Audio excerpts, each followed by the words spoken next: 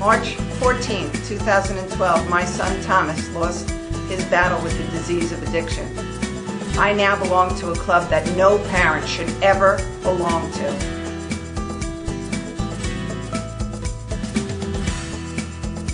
Do you know the signs? Do you know the trends that children are doing in today's world?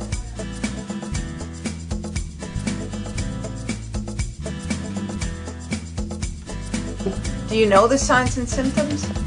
Do you know the signs and symptoms of drug abuse? I want to empower and educate Long Islanders by bringing a force of professionals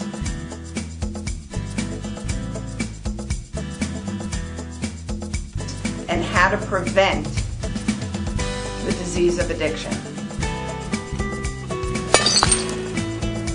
Long Island in Crisis. Good evening and welcome to Long Island in Crisis. My name is Linda Ventura, and unfortunately on March 14, 2012, my son Thomas lost his battle with the disease of addiction at the age of 21. I have become a big advocate and doing a lot of work, what we can do, because we have to change society. We have to change what's going on in the world today. We have to change why 12-year-olds want to escape from reality.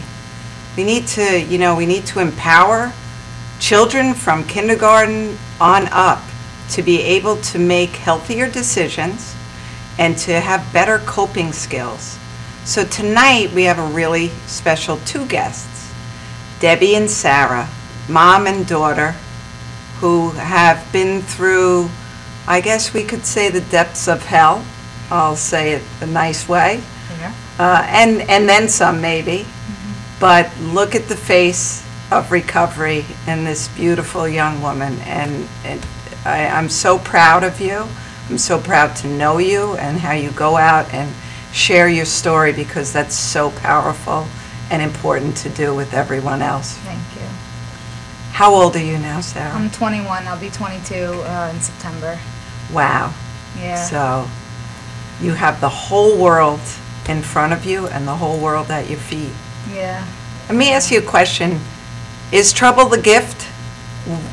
Would you say that the trouble, the life experience that you have had is going to, do you think there's anything you can't do now? You know, I always tell people that I don't regret anything, and I'm actually grateful of all the experiences that I've had, because they have made me who I am today. And, before I got sober and before I started my journey, I had no idea what I wanted to do with the rest of my life. I was clueless. I felt like I had no purpose, and now my main goal is to help people who were like me, who are like me. What a beautiful, you can't, Jim Cusick from Veritas Villas wrote a book, and he's in his 80s, but he wrote a book, Trouble is the Gift. That's why I asked that. So, absolutely. And even for me, having had the worst day that any parent could possibly ever have, in adversity, you find your voice. So I have a choice every day how I wake up and what I choose to do with that day, as does everybody. But if I can help one person, then I've done a really great thing. Yep. In my opinion. Absolutely. Because that one person helps one person who, it's a crazy thing. It is. So question for you. Sure. What age did you have your first substance? When I was 14. 14? Yep. Okay. So the age of 12 doesn't surprise you? No, I actually began cutting myself when I was 12. So okay. I started, I believed that I was an addict and an alcoholic before I even picked up the first drink or drug. Wow. I had all the behaviors. Yeah, absolutely. It was just a matter of time before I did. Wow. Yeah, so my coping skills, those began at a very young age. And then when alcohol was introduced into the picture, that became my main coping skill. And there went no shut-off valve.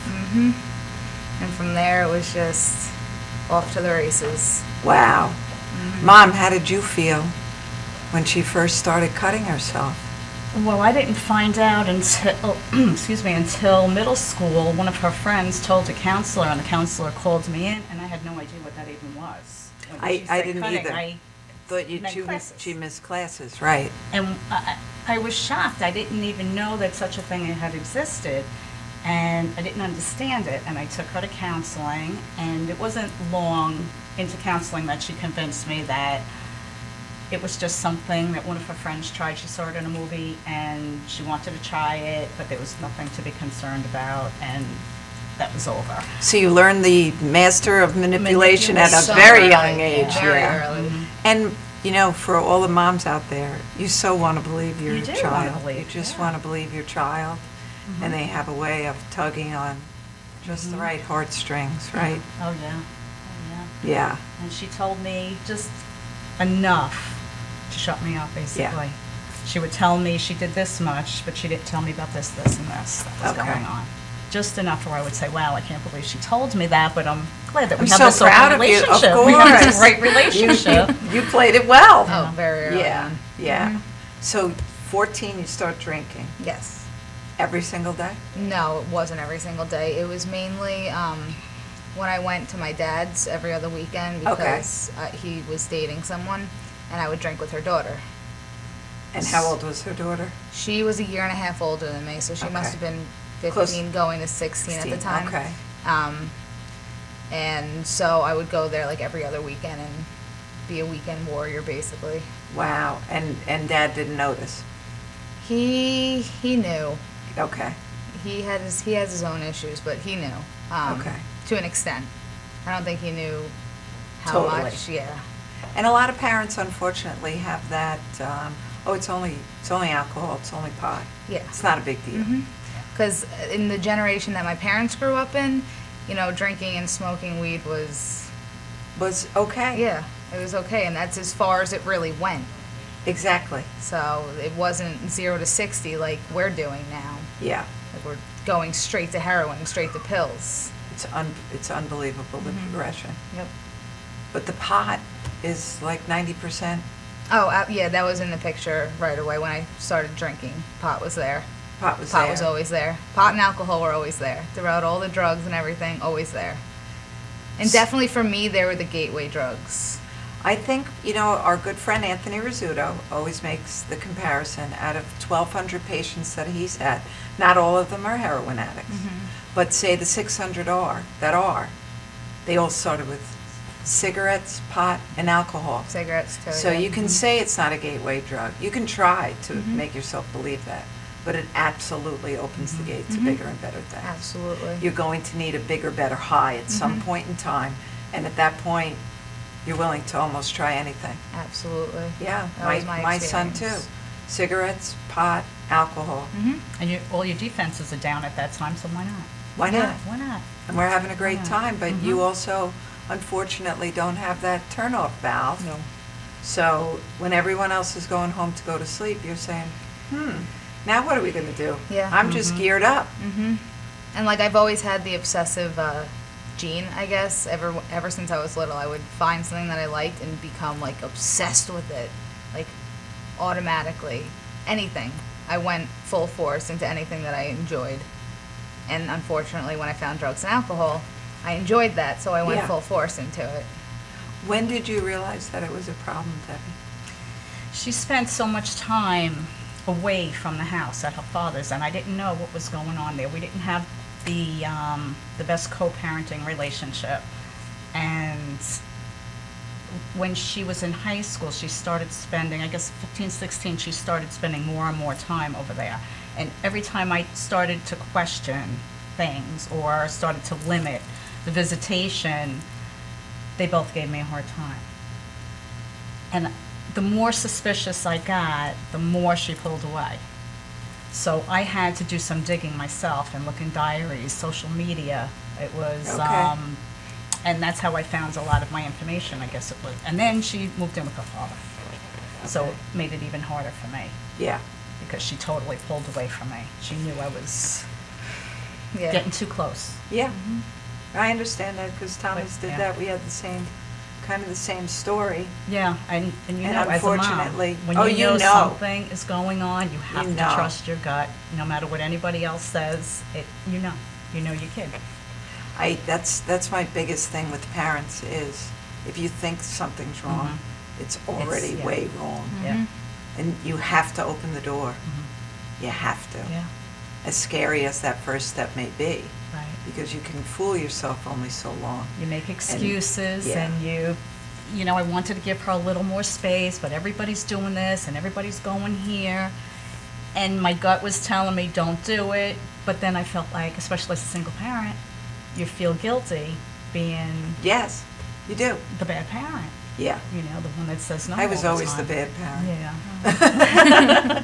It gets tiresome being the Yeah, one that yeah. has to be the... And she was a The good responsible. kid. She Of was course a she- good kid. She did They're all great good in kids. school. She played softball. She didn't give me any reason to think that anything was going on early on. So when she said, can I go to the village, or can I do this, can I do... That one And she instance. laughs because she knows that one time is when she went and smoked pot at the village. And then when my gut told me, you know what, there's no reason for her to go hang out in the village. And, yeah, And your mom, you caught her? I didn't catch her, but she told me Okay. years later that that's exactly what happened. And you knew And it? my gut was telling me there's no reason for her to be just hanging around. Yeah. Just because everybody, all her friends are going, it doesn't mean she has to go. Exactly. I could be the mean parent. I could be. Now, The you one to guys say are in no. Northport, so you had Anthony Yep. Ferradino, Yep. which Yeah. he was on the show, and that school district, to take that approach, and why that's not mandatory in every school district in New York State. Let's start with New York State, but in the Right. country, Right. because we need more of that. Yeah. Where do you think you'd be without having him to help you along your journey? He was definitely around, like when I was in high school. When did I start seeing him? It was later on. It was toward, I guess, 11th grade more. Yeah. And he definitely steered me in the right direction as to the disease and what it is. I don't think at the time I was able to fully grasp that. But he has been such a support for me Yeah. through recovery. He was there talking to her all throughout when I was in rehab and after that. And he's been amazing this entire time. Yeah, I agree. And he was a big support for me because I actually worked in the high school with him at the alternative program the wow. first 3 years of the Okay. program. And this is before I had any idea what was going on with Sarah. Wow. And I gained some of my support from that program and from working with Anthony and listening and saying to these parents, you know, you don't want to send your child away because you love them. If you love them, you'll send them away and save their life. And I kept hearing that in my head when it came time for me to do that. And I'm like, Debbie, you said this to the parents. You Now, have to take your Did you own go to advice. outreach? Yeah, I went to Seafield Okay. first, and then I went to outreach for 9 months. Outreach is, for those, it's located in Brentwood, New York, Long Island, and it is an adolescent program. And I do believe that children can stay there up to a year, Yeah, they depending on the changed it. circumstances. Yeah, I think they actually bumped it down To 9 months now? to 6 to 9. Okay. Yeah, Okay. but when I I know was they're there, it was getting 9 cutting. to 12. Okay. But yeah, And the kids, you live there? You can't really go home. no. You earn that middle treatment, which is like, depending on if you're on the right track, 4 to 5 months. Okay. I didn't go home for a while. We're going to be right back after this message.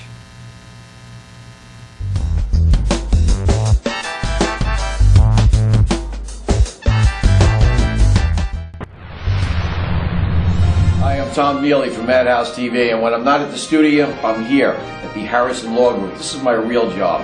And this January 2015, Brett and I are putting together a show called Legal Straight Talk.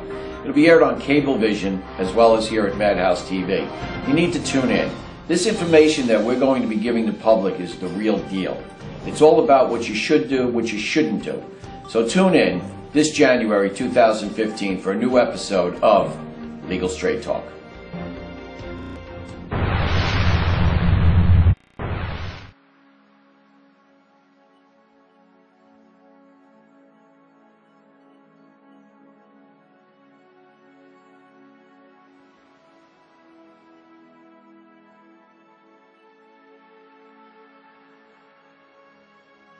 Hi, I'm Tatiana, and I'm a person in long-term recovery from heroin addiction. It was really, really hard, waking up in the morning, not knowing what to do, needing my next bag. I was so lost, but I'm here today to tell you that there is a solution. When I was in my active addiction, I didn't realize that there was another way of life. I thought that that was the only way, because it felt so good to get high, but it was all an illusion, and I didn't realize that. But today, being 4 years clean and sober, my life is absolutely amazing. I'm able to travel, I don't need a drink, I don't need a drug. I'm just happy being with myself. I couldn't understand for many years why was I doing this? It's because I was an addict, but I didn't know it. Today, many kids are becoming addicted to drugs and alcohol, but they don't know exactly what they're getting into until they're out of it. And it's our job, it's my job, to stand for these kids, stand for their recovery, and fight for their addiction. So I'm the president of Onward Forever, and I provide recovery services and support. And we're here to help. We're here to just listen. Anything that we can do to help. If you need me, this is how you get a hold of me. Please call 347-244-1550. 347-244-1550.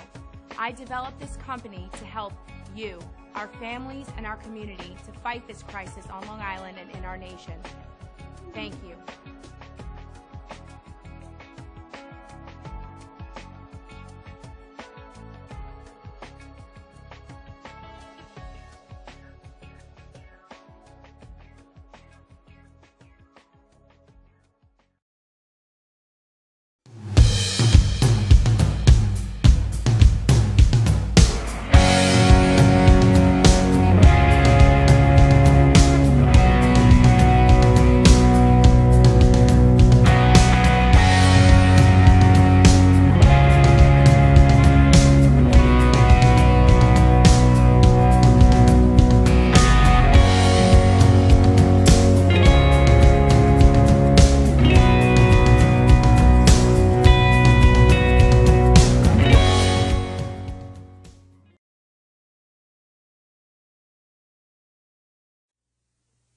To make the donuts. Dunkin' Donuts are always fresh.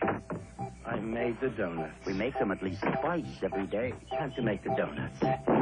Not a few kinds, like supermarket. I made the donuts. Time to make the donuts. But up to 52 varieties. The donuts. Time to make the donuts. I made the donuts. Dunkin' Donuts, up to 52 varieties, fresh day and night. No supermarket.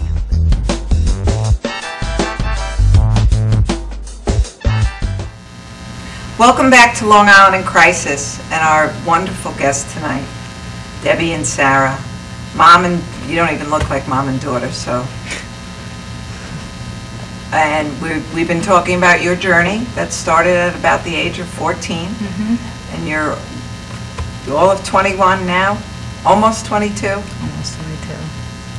And when did you realize that she needed to go into a treatment facility? She ran away Thanksgiving when she was 17, and what were you doing at that point? What was your... I was doing coke and ecstasy and then just pot and alcohol. Okay. So. Gee, that's all? That's all. Yeah. I know, we say that like... Yeah. It's nothing, but... Yeah, it was my newfound coke was just came into your the friend. picture. Yeah. I was on a binge. Very expensive drug. I never paid for it. Okay. That's one of the...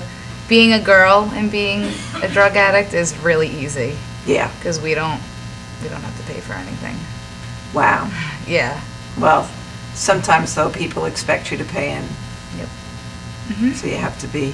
It's a very fine line. So, you know, and again, Anthony Rizzuto and I spoke about when you have a daughter and or a son. When you have a son, you can be a lot tougher. Parents are not so ready to really put the hammer down on their daughter. Mm-hmm. It's just and that's also why I think it's found a little bit later. The disease could be further progressed in a daughter because you really don't want to believe that your little girl. Yeah. You know, and you make more excuses for a daughter than you would, you know, a son. Yeah, absolutely. definitely that. And she was so good at putting on the charm and, you know, Of course, and smiling. look at her. Of and- course. Yeah. Oh, but I wouldn't lie, and I'm, you know, yeah. Yeah, of course. Yeah. Of course. So you went to Seafield first. Well, when I ran away Thanksgiving weekend, I went into the psych ward after I came home. Okay, That how was long my were you first. gone?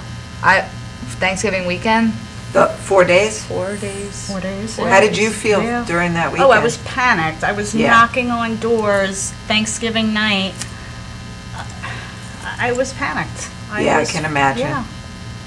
No sleep, I had no idea what yeah. was going on, where she was, who she was with, because she lied to And me. when She you- gave me a fake name, who she was going with, a wrong no, she used my home phone number, my home phone, so I redialed. Or somehow I found Okay. out that what she gave me was not what she told me. Okay. And then I was like, what is she hiding and what's going on? And I have to find out. And that's when I started looking through diaries and the social media. And I was finding out more and more things that I really didn't want to know, but I had to know. Yeah. I had to know. And yeah, she was put into, we brought her to St. Catherine's. They transported her over to South Oaks the next day. Okay. And she stayed there for 12 days. Yeah. almost 2 12 weeks. days? Yeah. Okay, so they detoxed you? Yeah, they detoxed me. Well, it was the psych ward, so they Okay. detoxed me and they put me on medication and diagnosed me with depression, anxiety, borderline personality disorder, substance abuse disorder. Yeah. No bipolar? Did they? That's usually- They may have. They may have. And I'm not making second- light of they probably that, threw but that I in did there. think that- Second that's trip, the I one, think yeah. they did. Oh And- yeah, a month later I was back in the psych And ward. ADHD and Yeah, ADHD. yeah. They threw me on There a was a whole bunch of bunch of- yeah. medications. and- Do you have ADHD? No. Okay. No, I don't. I That's was a drug common- addict. I know, but that's a common thread, Yeah. you know, with people, you know, that are more prone, I see. Right, self-medicating. Yeah. I with the no, I disease. definitely had depression and Okay. anxiety. Like that was starting in middle school when I started cutting. Okay. So I definitely self-medicated. What do you think you were anxious about? You know, I was very insecure, very Okay. self-conscious. I never felt like I fit in. I had good grades. I was good at softball, and it appeared that I had a lot of friends, but I always was doubting if they liked me or not. Wow. Yeah, so that's as long as I can remember, ever since I was in elementary school. Wow. So I always was very, very, very insecure. So that definitely to fit in, for people to like me, and then when I was high or drunk, I wasn't thinking about how I was looking. Of course not. So And you automatically thought you fit in. I was a social butterfly. Yeah. So that was definitely my self-medication. Wow. Mm-hmm. So you did South Oaks 2 times, 2 times. and then they put you on your own cocktail of drugs. Yeah. And were you abusing? No, Others? I was sober for a 4-month period. Okay. And I was absolutely miserable because, you know, I wasn't ready to be sober. You know, Okay. I was trying to get sober for everyone else. You were almost, they call it a dry drunk. Dry drunk, absolutely. And I wasn't working a 12-step program, which in my case saved my life.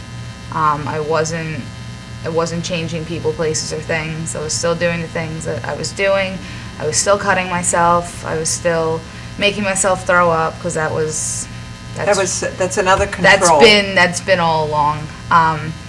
So I was just absolutely miserable, and the reason I ended up in the psych ward the second time was because I tried to kill myself on the medication they gave me. Oh my goodness. Yeah, and that But she was wasn't getting the treatment that she needed. Yeah, I wasn't in therapy. I was doing outpatient, but it Yeah, was a outpatient. joke. Outpatient was a joke. Did you So- get adapt at outpatient and be able to say what you needed to say to satisfy the group for the day? Yeah, because I wasn't using, so I could go in there and say I have 31 days sober, and I could pee clean. So I wasn't hiding anything, but I wasn't opening up. It was group therapy. Right, you weren't opening up and getting to the core of what No, was really absolutely truly not. bothering you. Absolutely not. I know in my son's journals he wrote, at one point in his last journal, he wrote, I need to stop trying to slip through the cracks. Mm-hmm. I need to open up and share what's going on the inside. Mm-hmm. And that is so important. Yeah. Because you're not fooling. You're only hurting yourself. When I first went to rehab, all I did was keep journals, and I didn't talk to anyone.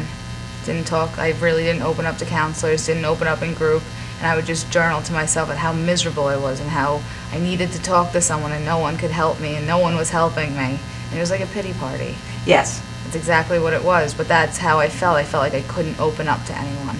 Did the journaling help you, though? Yeah, I still journal.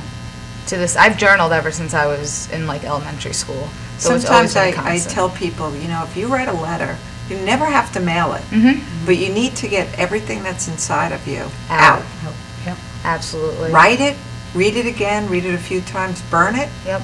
hold it to mail it, destroy it, doesn't matter, but it's out of you. Because that's the only part that you get to control anyway. You, by sometimes mailing what you want to say to somebody else, and you expect a certain outcome, right? And you don't get that, it screws you up more than it Absolutely. really has affected them. Absolutely. So from there, so you did that, then you were clean, and then you went back out on a run. Yeah, I went back out after 4 months, and it was miserable. I had a miserable experience. I was out for like 2 weeks, 3 weeks. It was like the middle of April to the beginning of May. I wasn't out for that long because she threatened to put me back into the hospital. Okay. And at this point I moved back home with her in Northport, and I was back at my old high school, and I was going to graduate in a month. So I did not want to be sent away for graduation or prom. Okay. So that was fear kept me sober. Yeah. Well, you know what? Yeah. Parents have to use all the tools Yeah. in the toolbox. Yeah. And it's funny, sometimes parents say, if I take the car away, they're going to be mad at me. And that's an issue. They're always mad at you anyway, so what's the difference? Well, I knew at that point I had to be consistent and firm with her, because any little wiggle room that she could, you know, manipulate out of me, she was going to run with it. Yes. So I had to really stick to my my word. If I said that she wasn't coming home, then she wasn't coming home. Yeah, because she was always flimsy whenever she said something, and I would find the loopholes and everything. Oh yeah, no, you look for the weakest link and bam. So you graduate high school. Graduated high school, went to prom, was sober on prom that specific night. Okay. But I had relapsed before that. I relapsed in the beginning, and I lasted 48 days. I think that's what my journal said. I lasted 48 days. And I was hanging out with people from a 12-step group. It wasn't working the 12-step group, wasn't working any of the steps. And then one night, I don't remember, I think one night I went to a party and they're like, oh, there's going to be drinking here, you going to be okay? Yeah, I'll be fine. I walked in, like, do you want a beer? I was like, sure. It was as simple as that. Yeah. Totally just didn't even think twice about it. It was as simple as that. And then, so the relapse started with alcohol. Okay. And then I started smoking weed again. And then I did ecstasy, tried some coke, and I wasn't getting the high that I needed. I still felt horrible. Like, because now I have all that 12-step mumbo jumbo in my head that I shouldn't be doing this. So It's killing your buzz. Literally killing my buzz. So I met someone who was doing heroin. And without a second thought, I was like, I want to try it. Wow. Yeah. How did you, what was your first, did you snort it? Yeah, I snorted it at first.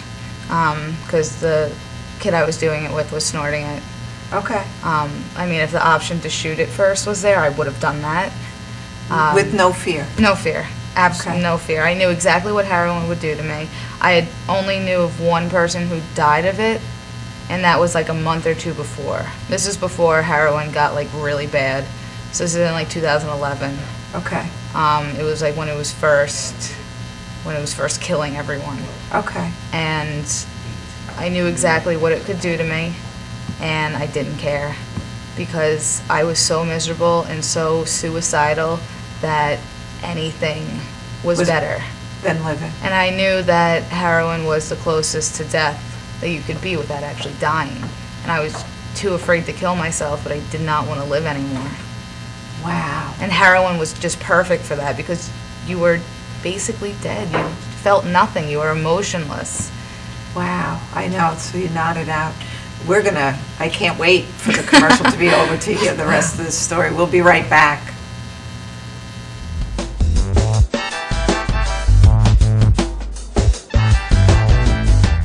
For professional motorcycle transport and towing, think Kickstart Fabrications Motorcycle Towing. Proudly serving all of Long Island, we feature expert handling and 24/7 service. So send a limo for your toy with Kickstart Fabrications Motorcycle Towing. Stretching under sedation or manipulation under anesthesia is a very gentle, very precise procedure to very slowly release any scar tissue that is formed as a result of a traumatic injury. Many people ask, how does this work? Will I get hurt? Will you stretch me too far? We only stretch the body part to its normal range of motion. After completing the post-MUA rehabilitation program, it's very common that our patients say to us, hey, I can play ball with my kid again. Hey, I can bowl again. Hey, I can enjoy hiking again. This is what makes it rewarding to us as practitioners.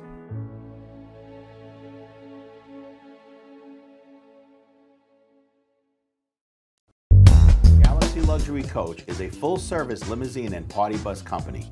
Family-owned and operated, we are an industry leader with over 25 years of experience in providing best-in-class luxury transportation for your special event. Whether it's your precious wedding day, an all-day wine tour out east, your high school prom, that special birthday, or just an amazing night on the town, our professional chauffeurs stand ready to ensure your special event is truly special. Galaxy Luxury Coach has one of the largest and modern party bus fleets in the New York area. Our party buses are simply nightclubs on wheels. Concert sound systems, light shows, lasers and strobes, multicolor LED lighting brilliantly lights your party bus inside and out. For corporate and more laid-back events, we will cater to your specific needs and requests. What sets Galaxy aside from all others in the luxury transportation industry is our attention to detail in customizing our services to your special event. At Galaxy, it's all about you and your guests. Galaxy customers return time and time again because they know they can trust Galaxy to help deliver those lifetime memorable moments. Step aboard and let your Galaxy experience begin. What are you looking for? You don't even know that. You're on the ball list, so you can't even answer. I'm asking you about it. You gotta be highly skilled. You gotta be highly skilled. You understand that? Are you well versed there? Are you very smart man? Hit me with some funny shit. My shit's twisted. Tell me something. What do you have right there? That's awesome. Well, that's a big. That's nice. You know damn well. That's awesome. That's awesome. Sir, hey, are you interested in twisted talent? Yes, I am. Sure. See you guys. That's talent. You see what I'm saying? You understand me? And if you can't whip out answers like that, that man is liable to during a commercial break punch your fucking mouth loose. You understand me? Time is up, sir. You understand me? You're on. You're the man. All right, give me your name now. I'm sorry. My name is Willie.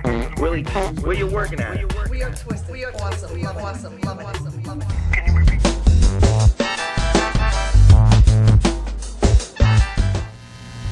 Welcome back to Long Island in Crisis, and we were just getting to a crazy part of your story, of your journey, Sarah. Mm-hmm. So you're all of 17, and you just said you snorted heroin for the first time and didn't care. Nope. Whether you lived, died, but you were tired of living the way you were living, and absolutely, it didn't matter at that point. I was just so miserable, and I wasn't getting the high or the satisfaction from the weed and the alcohol and whatever else I was doing at the time. And I'm gonna really emphasize this. This journey was all of 9 months that you went from ecstasy, coke, to heroin. Yeah, I tried ecstasy and coke in September. By December, I was in the psych ward, and May I was doing heroin, and in July I was in rehab. if that's not enough to wake some parents up, It was so I don't know fast. what is, because the progression is that quick. So In a quick. young body, these drugs are extremely powerful. It's not the heroin of the 70s. Not that that was a good heroin either. So when people say, oh, it must have been a bad batch of heroin. Is there a good batch of heroin? Because I'm not really sure No, if there ever is. But we have to become cognizant of these facts, that in a young mind, that the progression is going to be extremely quick. Yep. How did you feel that first time? Do you remember it? Oh, yeah, absolutely. I laid back on the bed and I literally felt like I was in heaven. Like, I remember saying, like, I could do this for the rest of my life. And I was sincere. Yeah. I really thought I could do that for the rest of my life. And, you know, times after that, I couldn't get that first high. And you're always, like, in my experience, you're always chasing that first high. Always chasing the first drunk, always chasing the first time I smoked weed, the first roll from ecstasy, the first high from coke. Always chasing it and never able to get it. Wow. With everything that I did. I've heard that before, especially about heroin, that you're always chasing that first Can't get it. euphoric feeling. Can't get it, and then you keep doing more and more and more.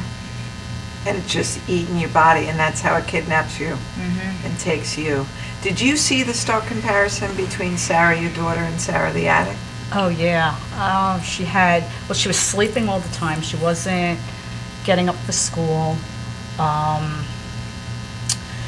Was she She had mean and nasty? attitude. Yeah. Yeah, she just had the I don't give a crap attitude where she never really was like this. She was more, before she would be, you know, begging and pleading and, you know, I'm sorry and I won't do that.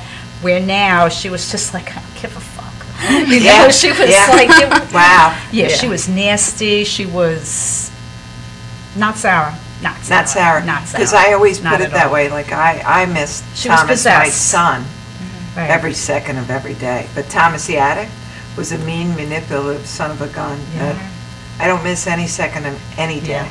No, she was possessed. Possessed, Like, yeah. kidnapped, taken. Yeah. And you had one job to do, right? Do more heroin. That, like, entire period to me is such a blur. Like, Yeah. I don't remember. It scared me. It Yeah. scared me because I knew something was seriously wrong. I wasn't thinking heroin. But I was thinking that something is seriously wrong with my daughter. When I found out about the heroin, I literally dropped to my knees in my driveway because she had spoken to my brother, who she hasn't spoken to in a while, and she called him, I guess as a cry for help, and he called me and told me, and I was on the phone in the driveway, and I dropped to my knees, and I thought, I'm going to lose my daughter. Yeah. I'm going to lose her. How many bags a day were you doing? You know, I wasn't doing it for that long, so I wasn't Okay. doing that many. I was doing 3 a day. And I went to rehab, and these people are like, yeah, I was doing 25 a day. I'm like, what? Like, how is that even possible? But it is. It's a big It habit. really is a thing. My son's habit was bigger than that. Yeah, I Towards wasn't, the end, yeah. luckily I wasn't doing it for that long, so I wasn't able to reach that. I couldn't afford it either. Yeah. I was paying in change. The last night before I went into rehab, she locked me in the house, but I have a door going outside, so I left literally a bag of change at the end of my driveway for my drug dealer, and he took the change and left, Wow. $15 in change, and he fronted me 2 bags because I was like, I'm going to rehab, like, can you help me? And he's like, all right, just pay me back when you get out. Right? Like, you tell a drug dealer you're going to rehab, they're going to hook you up. It's so messed up. It really is. Because they want you back. Yeah. They want you back Yeah. at the end of your rehab. And then where did you go? I went to Seafield first. You went to Seafield first. So we were just discussing that. So for a young woman or a young teenager, really, because that's what you are, you were in that Twix, right? Yeah. You were almost out of high school, but still not considered an adult. Yeah, they didn't want me because they were legally responsible for me then. Because I was 17 and the program is 18 and older. So if something happened to me in there, they were responsible. They could get sued. Okay. So they really wanted no part of me being there at 17. Okay. But some, I don't know how you maybe convinced them. Yeah, I just begged and pleaded and Yeah. kept calling, and I don't know, by the grace of God, they finally accepted her. How many days were you there? Well, it's a 28-day program, but I got kicked out on my 27th day. What did you do? You're not allowed to talk to the guys, so I got caught passing notes, because that was another one of my addictions, because I needed attention from guys to make me feel better, especially if I wasn't using drugs and alcohol. So I'm My sober. son got kicked out of Seafield for passing notes to, or girls were passing notes to. Yep. Same thing. Yep. Mm-hmm. Yeah. Yeah. And I actually, they wanted to kick me out like 2 weeks in because I ran away from there. Okay. Because I don't know what I got caught doing, but I was cutting. And they confronted me about it, had a meeting with her, and I just freaked out. I was coming off of drugs. I just freaked out and left. Yeah, well, you were still detoxing. So normally really. when you leave, you can't come back. Right. You just can't come back. And she begged and pleaded, and they're like, you can come back if you go get a psych evaluation. So Okay. I went to Stony Brook Hospital, got a psych evaluation, and they were like, all right, you're okay to come back. So.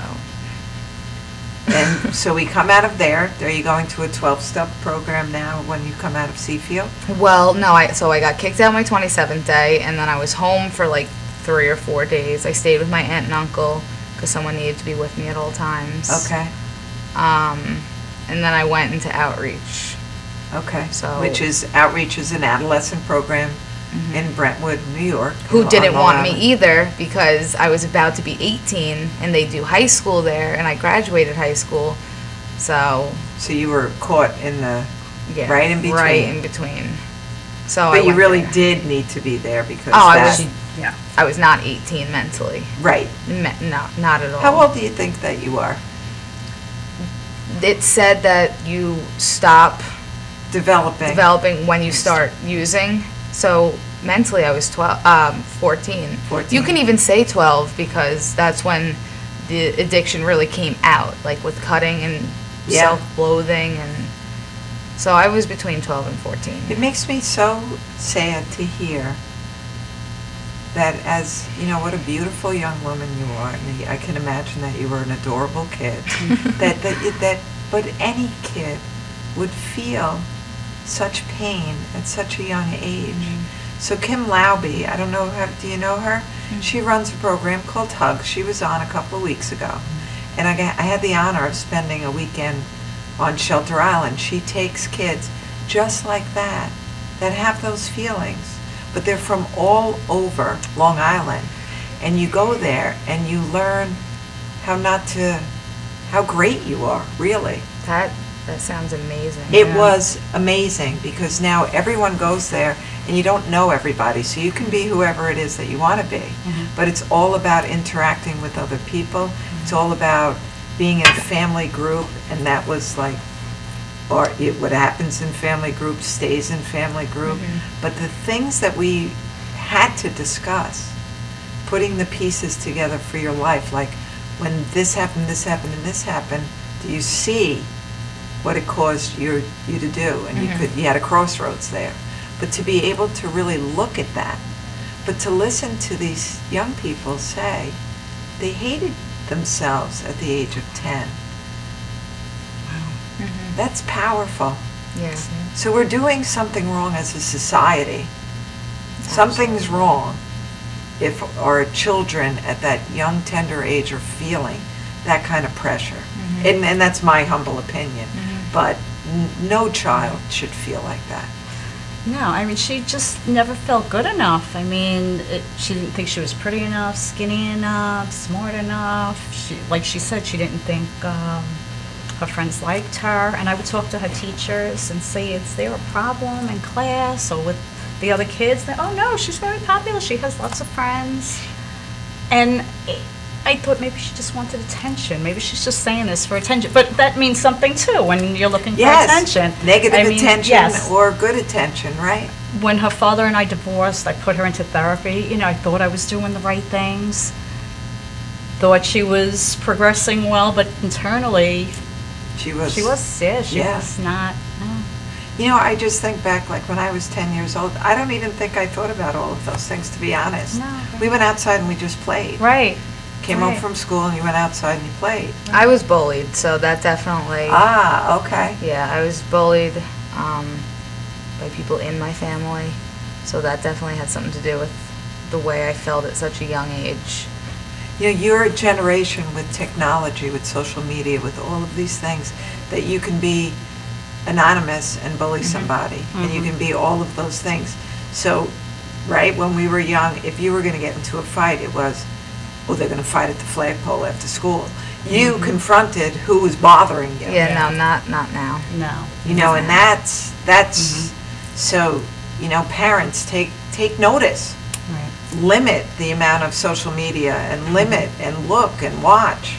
Well, even she had an incident in middle school where anonymously kids or a kid, we don't know if it was one person or several, were saying things about her, and she was so upset about it. And I was telling her, don't look at it. But that's their world. That's their world. That's their world. Telling them not to look at It's it is very important to fit in also. Yeah, and then if you don't look at it, your friend's going to tell you, guess what I saw on, you know, such and such a site, what's somebody's saying about you, so you can't get away from it, even if you shut it off. I spoke with Kim, but I was with my group at Kingsport Middle School, 8th graders, and I asked, has anybody been bullied? And there was a young man, he was very short, so, you know, I knew what he was. Point being, when I said, when he described how he felt, and then I asked 150 kids, was that it? Would you want to feel like that? They said, no. I go, are you sorry that he felt like that?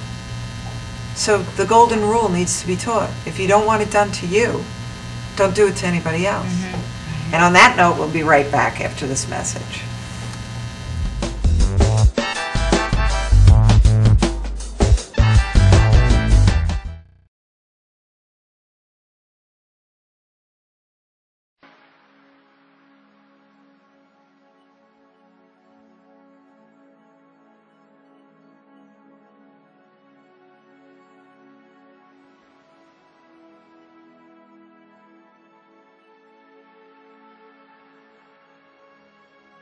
Hi, I'm Tatiana, and I'm a person in long-term recovery from heroin addiction.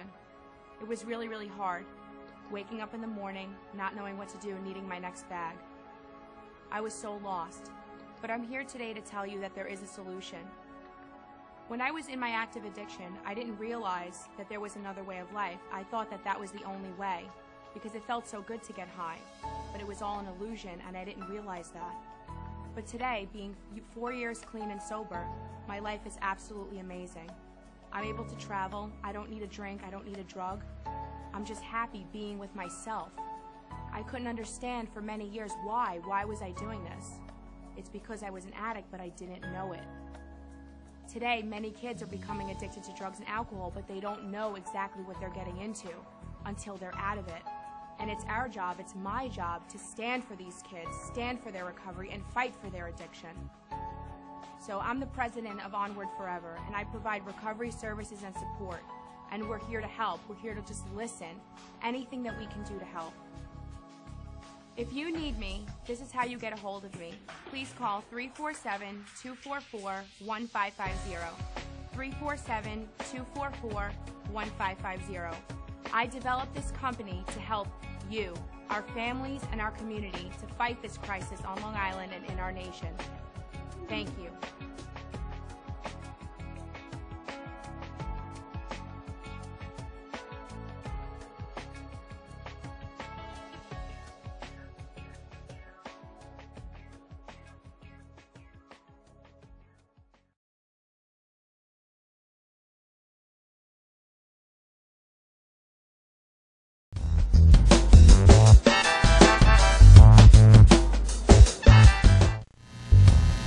Welcome back to Long Island in Crisis. So Sarah, we're at outreach now, and you did eventually then start shooting up. Yeah, I did. Okay. A week later. Was that a week later? Yeah. Wow. Wow. Very quickly. Everything was very, you know, I'm, I guess, unique. I've always had a fascination with needles. ever since I was little. That's not a good fascination. No, when I was little, when I used to get shots at the pediatric. Wow. Yeah, I always used to ask for shots. So shooting up was just another, like, notch in the Was that belt. different than snorting it? Absolutely. Yeah, that was better. Absolutely much more effective. Worth it. Worth the money. You got your money's worth that Okay. way. It lasted longer. It hit you harder. It hit you faster. Wow. Yeah. It was, I fell in love with it. Absolutely. You were one of the lucky ones to really come out of. Absolutely. If I didn't have my mom, I wouldn't be here right now, because she was pulling for me. I hated her at the time when she sent me away. I was not ready to stop. I did not want to stop drinking for the rest of my life. I was 17. I wanted no part of recovery, sobriety, anything like that. I literally thought my life was over, and I thought she's the one who took it away from me. Of course. But I wouldn't. Moms are always the bad guys anyway, so. I wouldn't be sitting here without her, though. And, like, my dad eventually came around and was very supportive, too. And is still supportive in his own way. But I know that my parents do love me very much. But my mom definitely saved my life, and I credit her. What does recovery look like now? So, because you are a young woman, and that's, you know, we need to show hope. But that is a problem. Yeah. You're 21 years old when the majority of other young people are out to clubs, out partying, out doing all of those things. What does Sarah do? Well, I actually have 43 months sober today. Congratulations. Thank you. Wow. Yeah, it's insane. Well, now I work full-time. Okay. I'm going to LIU in September for my bachelor's in social work. That's awesome. So I've got my hands full right now with work. Okay. I go to the beach on the weekends. I just started playing beach volleyball on Friday nights. That's the good stuff. Something that I normally would never have done. But that's a rush. Yeah, it That's really a big is. rush. And Sports are a big rush for me. yeah, I mean, I want to play softball again, but I don't have the time to put into it. But sports, being active now, I'm starting to become a lot more active now because...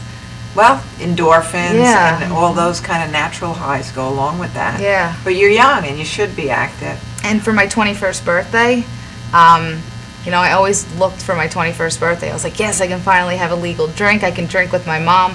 She doesn't drink, but I was going to somehow convince her to have a drink with me on my 21st birthday. So when my 21st birthday came around, I was getting a lot of anxiety because of it. Because I was like, it should be this big day. Yes. And I ended up going to Atlantis Marine World in Riverhead and swimming with the sharks.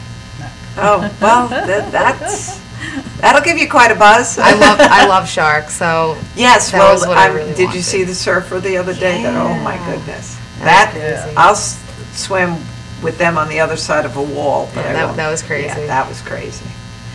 Are you involved with YPR, which is Young People in Recovery? Yeah, I've gone to a few of their meetings.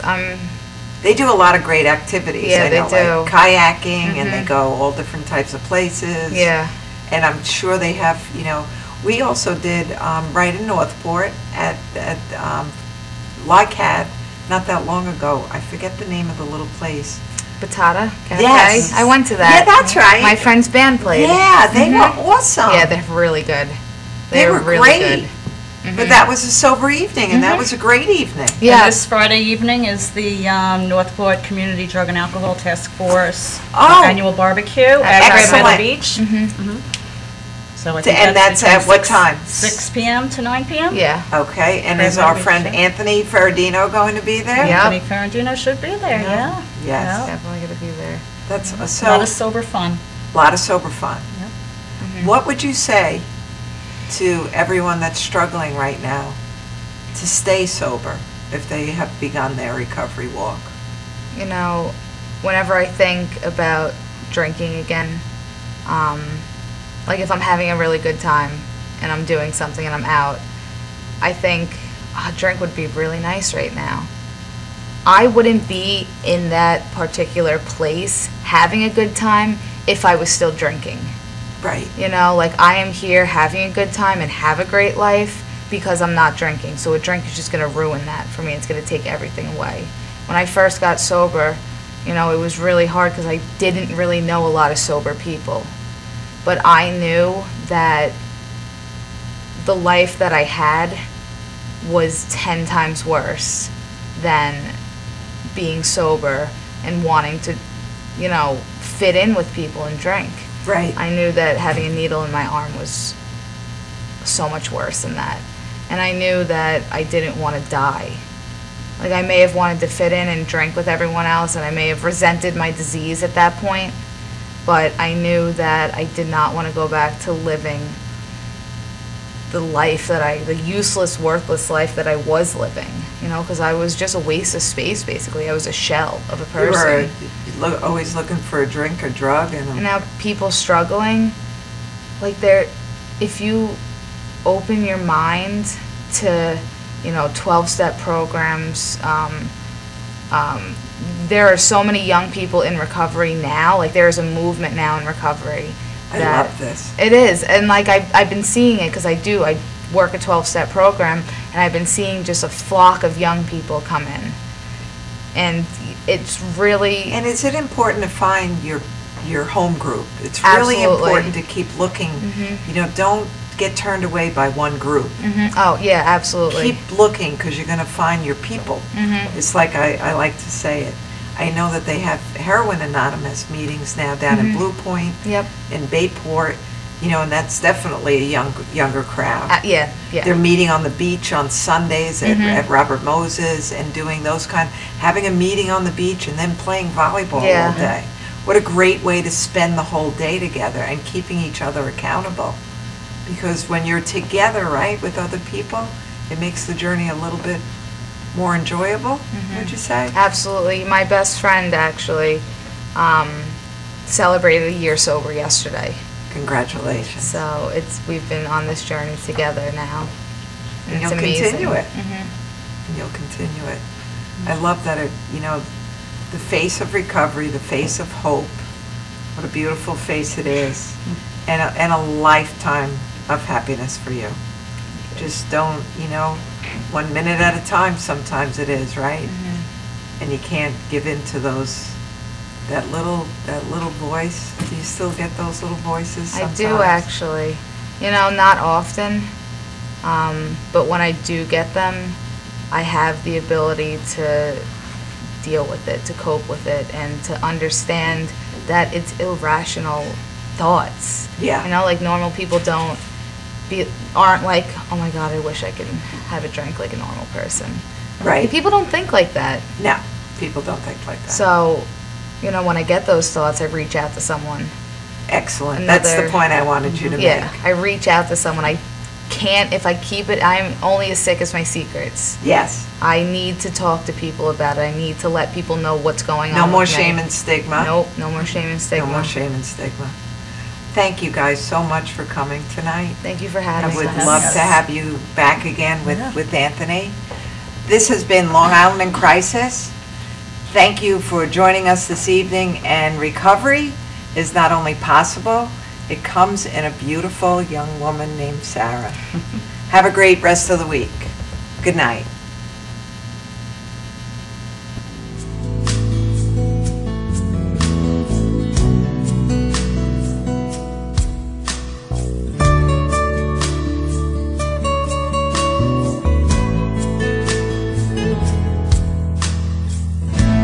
Another dark hotel room.